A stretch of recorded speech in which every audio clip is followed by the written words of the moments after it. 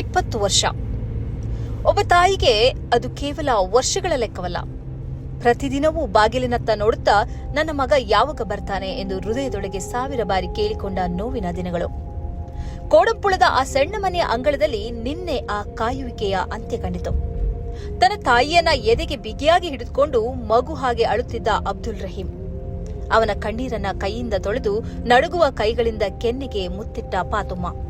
ಆ ದೃಶ್ಯ ನೋಡುತ್ತಿದ್ದ ಪ್ರತಿಯೊಬ್ಬರ ಕಣ್ಣು ತೇವಗೊಂಡಿತು. ಅಲ್ಲಿ ಇದ್ದವರು ಕೇವಲ ಒಂದು ವ್ಯಕ್ತಿಯ ಮನೆಗೆ ವಾಪಸ್ಸನ್ನ ನೋಡಲಿಲ್ಲ, ಒಂದು ತಾಯಿಯ ಪ್ರಾರ್ಥನೆ ಗೆದ್ದ ಕ್ಷಣವನ್ನ ನೋಡಿದ್ರು. ಅಮ್ಮ, ನಾನು ಬಂದಿದ್ದೇನೆ. 20 ವರ್ಷಗಳ ಬಳಿಕ ರಹೀಂ ತನ್ನ ತಾಯಿಗೆ ಹೇಳಿದ ಮೊದಲ ಮಾತು ಇದೆ. ಆ ಮಾತು ಕೇಳಿದ ಕ್ಷಣದಲ್ಲಿ ಪಾತುಮ್ಮ ಕಣ್ಣೀರಲ್ಲಿ ಕರಗಿ ಹೋದ್ರು. ನನ್ನ ಮಗ ನಿಜವಾಗಿಯೂ ಮರಳಿ ಬಂದಿದ್ದಾನೆಯೇ ಎಂಬಂತೆ ಅವಳು ಮತ್ತೆ ಮತ್ತೆ ಅವನ ಮುಖವನ್ನ ಮುತ್ತಿಡುತ್ತಿದ್ರು. ಮಗನನ್ನ ಕಳೆದುಕೊಂಡಂತೆಯೇ ಬದುಕಿದ್ದ ತಾಯಿಗೆ ಆ ಕ್ಷಣ ಹೊಸ ಜನ್ಮದಂತೆ ಆಗಿತ್ತು. ಮನೆಯ ಮುಂದೆ ಸಾವಿರಾರು ಜನ ಸೇರಿದ್ರು.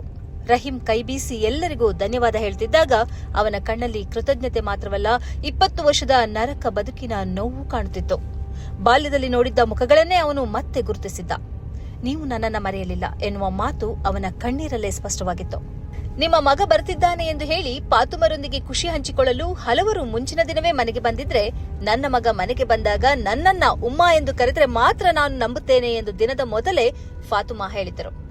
ಮಗ ಬಂದಿದ್ದಾನೆ, ಉಮ್ಮ ಎಂದು ಕರೆದ ಆ ಸಂದರ್ಭ ಪಾತುಮ್ಮ ನಡುತ್ತಿದ್ರು. ನಾನು ಕಾಣುತ್ತಿರುವುದು ಕನಸಲ್ಲ ಎಂದು ಅವರನ್ನವರೇ ಕೇಳಿಕೊಂಡಂತಿತ್ತು ಆ ಸನ್ನಿವೇಶ. ಕೋಝಿಕೋಡ್ ಫಾರೂಕ್ ಕೋಡಂಪುಳ ಮೂಲದ ಅಬ್ದುಲ್ ರಹೀಂ 2006ರಲ್ಲಿ ಸೌದಿ ಅರೇಬಿಯಾದ ರಿಯಾದ್ಗೆ ಹೌಸ್ ಡ್ರೈವರ್ ವೀಸಾದಲ್ಲಿ ತೆರಳಿದ್ರು. ಅವರು ತಮ್ಮ ಪ್ರಾಯೋಜಕರ ದೈಹಿಕ ಅಸ್ವಸ್ಥ ಮಗುವನ್ನ ನೋಡಿಕೊಳ್ಳುವ ಕೆಲಸ ಮಾಡ್ತಿದ್ರು. ಒಂದು ದಿನ ಮಗುವನ್ನ ವಾಹನದಲ್ಲಿ ಕರೆದೊಯ್ಯುವಾಗ ಮಗು ಆಕಸ್ಮಿಕವಾಗಿ ಹಿಂಸಾತ್ಮಕವಾಗಿ ವರ್ತಿಸತೊಡಗಿತು. ಅದನ್ನು ನಿಯಂತ್ರಿಸಲು ಪ್ರಯತ್ನಿಸುವಾಗ ಮಗುವಿನ ಕುತ್ತಿಗೆಗೆ ಅಳವಡಿಸಲಾಗಿದ್ದ ವೈದ್ಯಕೀಯ ಉಸಿರಾಟ ಸಾಧನ ಟ್ರ್ಯಾಕಿಯೋಸ್ಟಮಿ ಟ್ಯೂಬ್ ಕಳಚಿ ಬಿದ್ದಿತು.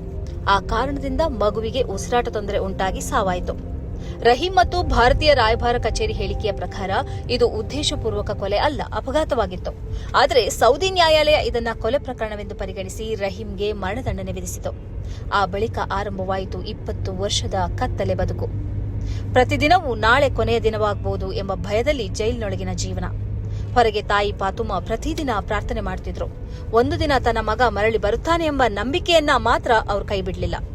ಸೌದಿ ಕಾನೂನಿನ ಪ್ರಕಾರ ಮರಣದಂಡನೆಯಿಂದ ತಪ್ಪಿಸಿಕೊಳ್ಳಲು ಏಕೈಕ ಮಾರ್ಗ ಮೃತಪಟ್ಟ ಮಗುವಿನ ಕುಟುಂಬ ಕ್ಷಮೆ ನೀಡುವುದು.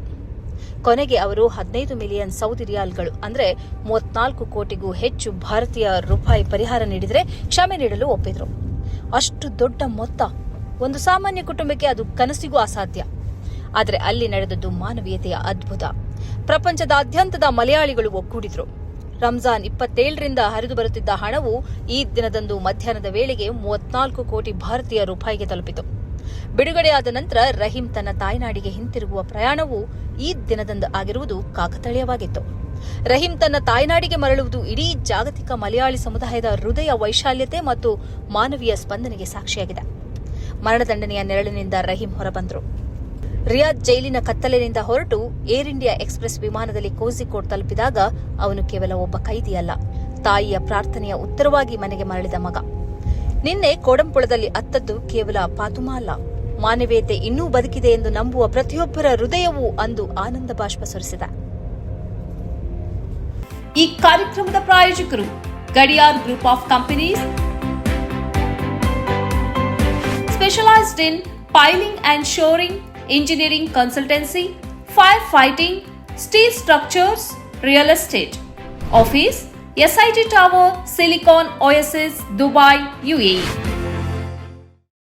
ಸ್ನೇಹಿತರೆ, ನಿಮ್ಮ ಅದ್ಭುತ ಬೆಂಬಲದಿಂದ ಸನ್ಮಾರ್ಗ ನ್ಯೂಸ್ ಚಾನೆಲ್ ಈಗ 2 ಲಕ್ಷ ಸಬ್ಸ್ಕ್ರೈಬರ್ಗಳನ್ನು ದಾಟಿದೆ.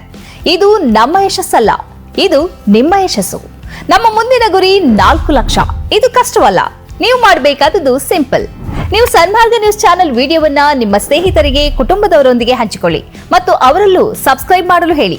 ನೀವು ಶಕ್ತಿಯನ್ನು ಕೊಡಿ, ನಾವು ನಿಖರ ಸುದ್ದಿ ಕೊಡ್ತೇವೆ. ಧನ್ಯವಾದಗಳು.